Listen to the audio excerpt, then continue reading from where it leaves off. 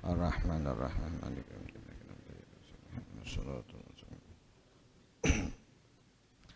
Assalamualaikum warahmatullahi wabarakatuh. Bismillah walhamdulillah. Allahumma inna nastaghfiruka wa natubu ilaik. Allahumma antal ghiyathu lana wal muslimin.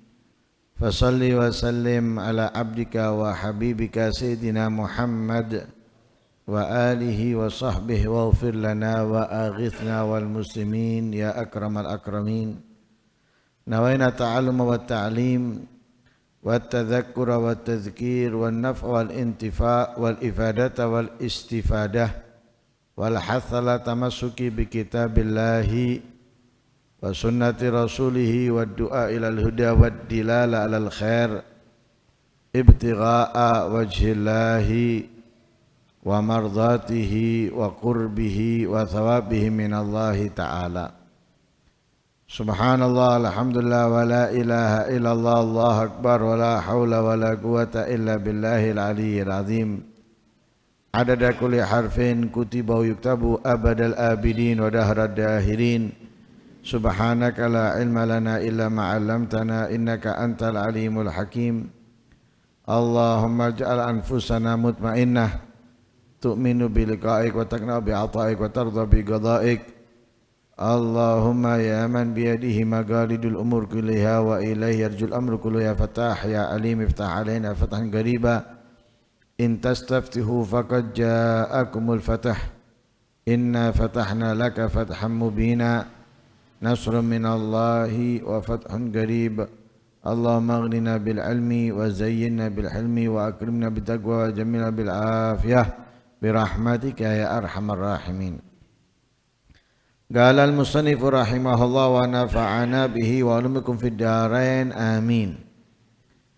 Wa qala sallallahu alaihi wasallam innal abda la yuhramur rizqa bidh-dhanbi yusibuh. Al-hadith. Wa auhallahu ila Musa ya Musa awwalu man mata min khalqi iblis la'anahullah li'annahu awwalu man asani wa man asani katabtuhu mayyita. Masih di dalam pembahasan dampak dari kemaksiatan, dari kemungkaran, kejahatan, pelanggaran yang kita lakukan kepada Allah Subhanahu wa taala. Disebutkan oleh Nabi sallallahu alaihi wasallam di dalam hadisnya, sesungguhnya seorang hamba akan diharamkan rezeki sebab dosa yang ia perbuat.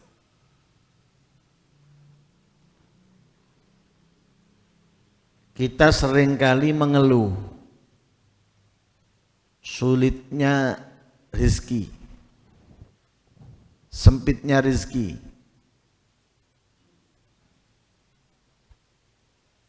bingung karenanya.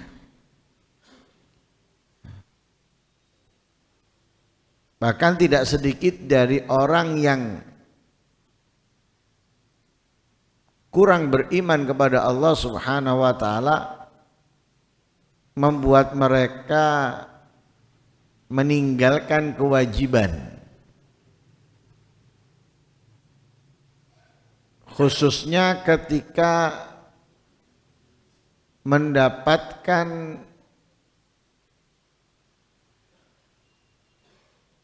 atau bakal mendapatkan sesuatu yang besar.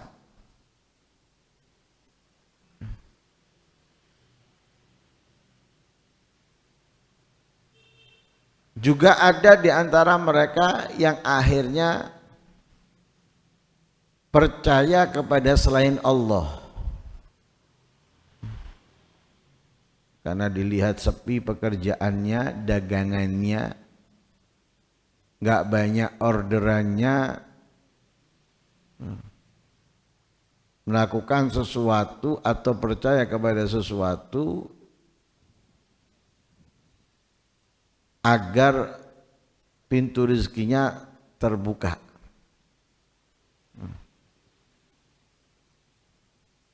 Padahal yang menentukan rezeki, yang mengatur rezeki,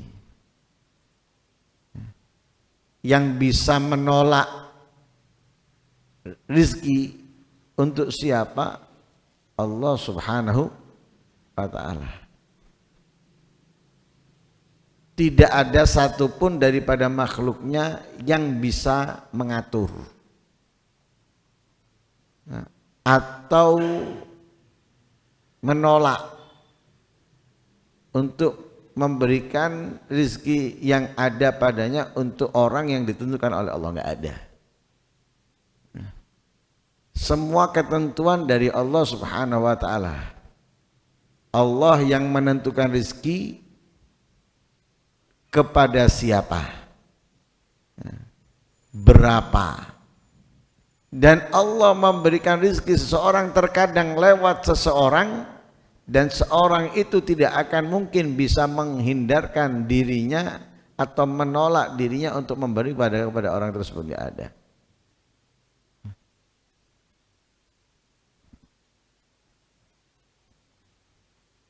Karena kurangnya iman, lemahnya iman, membuat orang akhirnya bergantung kepada selain Allah. Padahal lancarnya rezeki ataupun sempitnya itu juga disebabkan dari kesalahan kita, terutama di dalam menjalankan perintahnya Allah, di dalam menjauhi larangannya Allah. Ya, orang yang meninggalkan perintahnya Allah atau orang yang melakukan yang dilarang oleh Allah itu termasuk penyebab sulitnya rezeki, sempitnya rezeki. Sesuai di dalam hadis yang kita baca, ya, sesungguhnya seorang hamba la yuhramur rizq, bakal atau pasti diharamkan rezeki oleh Allah kepadanya. Sebabnya apa? Bidzam, ya, bidzambi, sebab dosa, yusibuhu, yang ia lakukan, yang ia perbuat.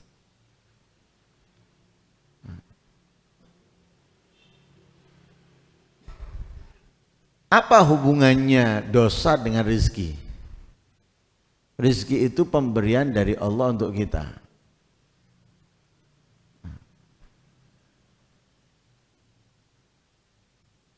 Lah karena itu adalah pemberian, tentunya Allah sangat senang memberikan kepada orang yang menggunakan rizki yang ia dapat untuk mengembalikannya kepada Allah. Jadi rizki yang dia dapat dikembalikan olehnya kepada Allah.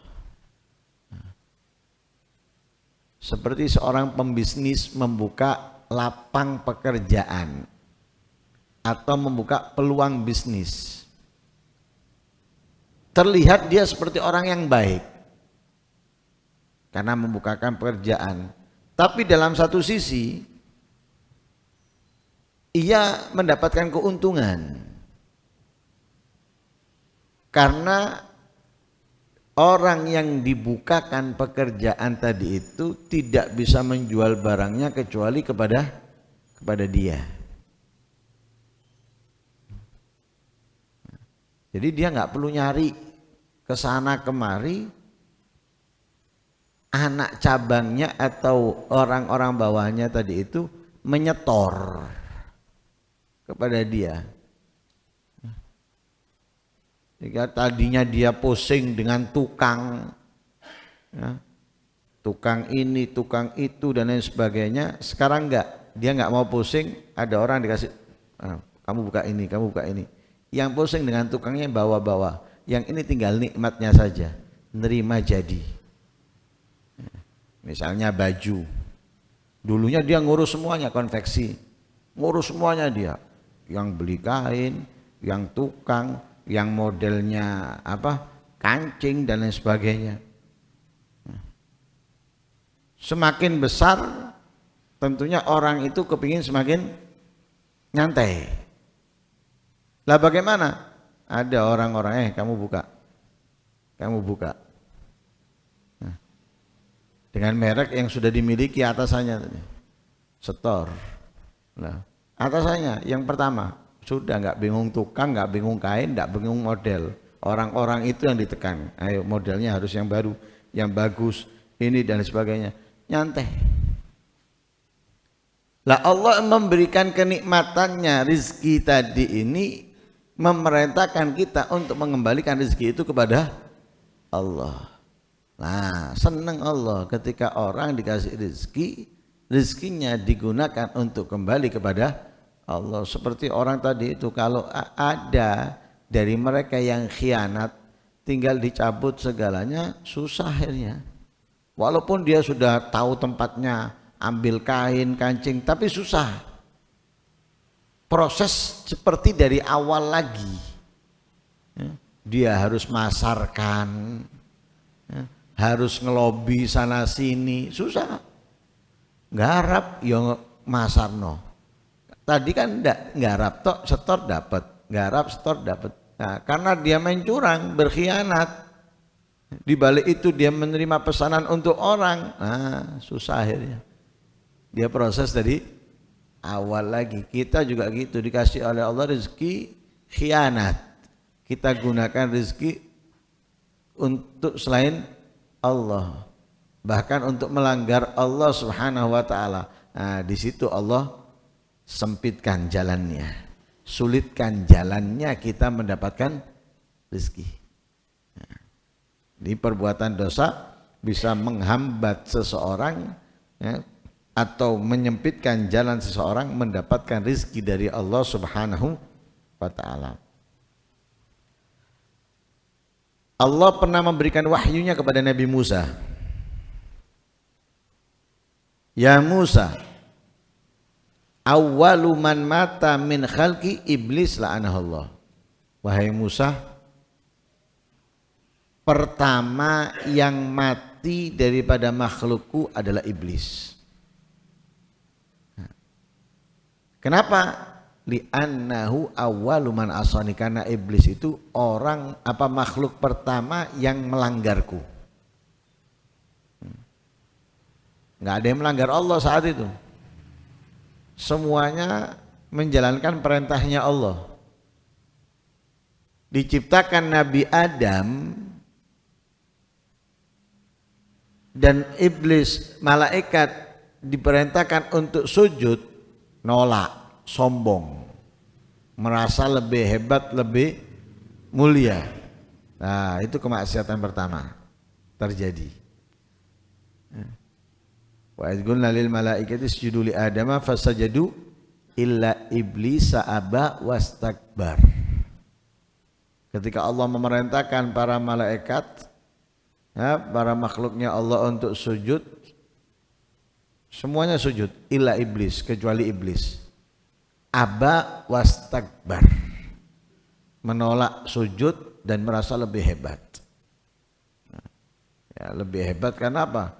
Nabi Adam baru muncul, ibaratnya belum banyak yang dimiliki, kok iblis yang lebih dahulu beribadah kepada Allah sudah ribuan tahun, kemudian datang Nabi Adam diperintahkan untuk sujud. Insya Allah kalau kita aja nggak mau, Ya, seperti ustadz misalnya, ya, ustadz di kampung itu sudah lama, kemudian ada ustadz pendatang, nggak mungkin mau ustadz yang lama di kampung tadi itu kemudian ngikuti ustadz yang baru atau di bawahnya ustadz yang baru, nggak mungkin. Nah, kenapa? Merasa aku sing luwih ngerti wong kene, aku yang lebih dulu ini itu dan sebagainya, pasti seperti itu. Kesombongan itu ada, sama dengan iblis tadi itu. Iblis itu seperti itu.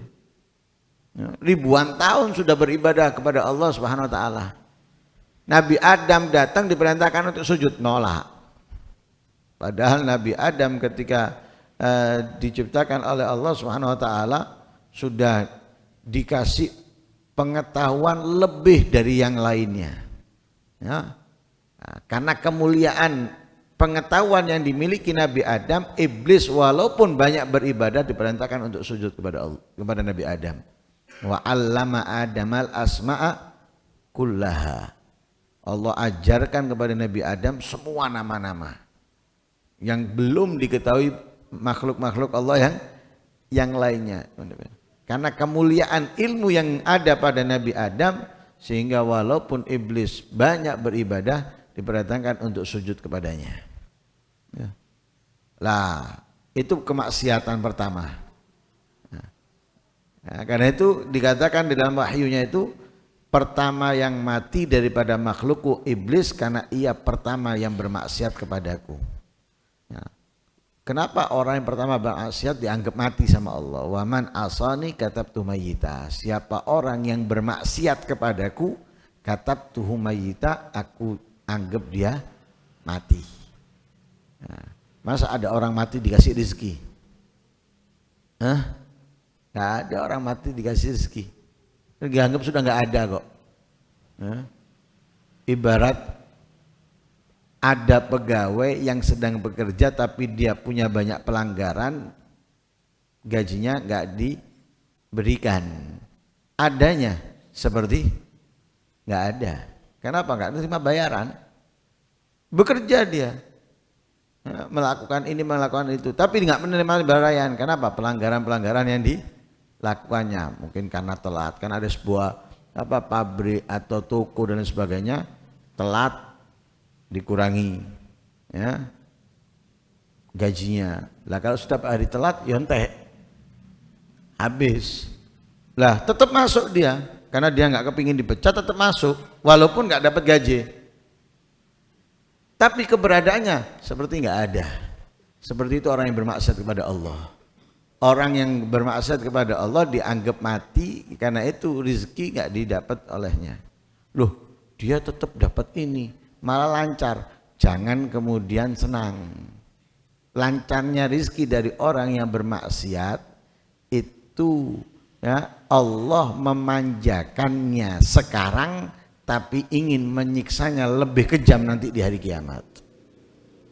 Nah, terus nggak betah. Yes. Ya, ibaratnya gemes, pen, ya. Tapi mari ngono, ya, setelah itu baru Allah akan menghukumnya lebih berat lagi, ya, lebih berat lagi, ya, seperti pengedar, dikasih jalan lancar dia, dari ya sekian gram sampai kilo, 1 bulan 2 bulan, enak lancar. Ya. So oke. Ya. Setelah itu habis. Ya. Dikasih jalan lancar, dibiarkan. Karena sudah dipantau, sudah ketahuan. Tapi dibiarkan, nggak langsung ditangkap. Dibiarkan. Udah dibiarkan itu apakah karena polisinya seneng? Ya nggak seneng. Ya. Karena itu melanggar hukum, nggak seneng. Tapi dibiarkan. Kenapa dibiarkan? Karena kepingin menghukumnya lebih menyakitkan. Dia sudah menikmati, setelah menikmati diambil semuanya, habis. Habis yang tadinya anaknya senang punya ini punya itu langsung bahagia punya ini punya itu langsung ganti kesedihan. Seperti itu Allah Subhanahu wa taala. Ya, naudzubillah min dzalik. Wa qala Sa'id bin al-Musayyab rahimahullah, ma akramatil ibad anfusaha bimithli taatillah wala ahanatha bimithli maksiatillah wa kafal mu'min min nasrillah lahu an yara aduwahu ya'malu bimaksiatillah. Dikatakan oleh Imam Sa'id bin al-Musayyab, tidaklah seseorang hamba memuliakan dirinya seperti ketaatan kepada Allah. Jadi ketika kita melakukan ketaatan, itu adalah cara yang terbaik memuliakan diri kita. Nah, cara terbaik memuliakan diri kita adalah dengan melakukan ketaatan kepada Allah. Makanya Nabi SAW ya, itu sangat bahagia, sangat senang ketika disebut dengan Abdullah, hambanya Allah. Nabi pernah dikasih tawaran, Abdullah wa Rasuluh atau abdan wa Rasulah atau malakan wa Rasulah, malikan wa Rasulah. Dikasih tawaran Nabi, abdan wa Rasulah, seorang hamba dan Rasul, atau malikan Rasulah, raja Rasul. Nabi memilih abdan wa Rasulah, memilih hamba dan Rasul. Itu gelar yang paling dicintai oleh Nabi. Kata abd, hamba, itu gelar yang paling dicintai oleh Nabi SAW. Apalagi diabadikan oleh Allah dalam ayat Al-Quran, di dalam beberapa ayat. Di antaranya apa? Subhanalladzi asra bi'abdihi. Bi'abdihi. Diabadikan oleh Allah. Hamba Allah, hamba. Kalau kita dibilang hambanya setan atau hambanya dunia, nggak senang. Tapi ini hambanya Allah. Nah, lah hamba Allah ini tidak memuliakan dirinya seperti ketaatan, tidak ada sudah. Cara terbaik memuliakan diri seorang hamba dengan ketaatan. Nah, karena dengan dia melakukan ketaatan menjadi hambanya Allah.